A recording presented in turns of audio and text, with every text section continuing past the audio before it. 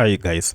Now in this video, I'm going to show you how you can find your missing M-Pesa app on your smartphone. So if you recently realized that you are missing M-Pesa app on your smartphone, for my case, you can see I have here M-Pesa for Business app, but I don't have the M-Pesa app. Then it's because of the changes that Safaricom took. Safaricom launched a new app called My OneApp here. So this is an app that combines Safaricom services together with M-Pesa services all in one app. So if you can't see M-Pesa app, go through your apps and look for My OneApp by Safaricom here. However, if you still can't see this, then you need to go to Google Play Store or App Store if you're on iPhone. For my case, I'm on Android.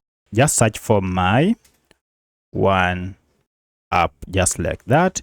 And if I go ahead search, now you can see we have our My OneApp from Safaricom here. So if you already had an M-Pesa app, all you need to do is to update this app to get the new My OneApp. Now, if you open this app, let me open it here. You'll enter your PIN.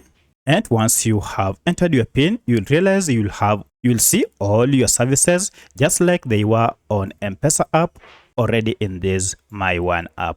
So here you can transact as usual. You can send money, you can use Lipa and M-Pesa services and withdrawal services, buy goods, and many more. If you go to financial services, you can see we have ZD Trader here, M-Shwari, and so many others. So that's how you can find your missing M-Pesa app on your smartphone. If you have any other question, kindly let me know in the comment section. Otherwise, thanks for watching, and let's meet in the next video.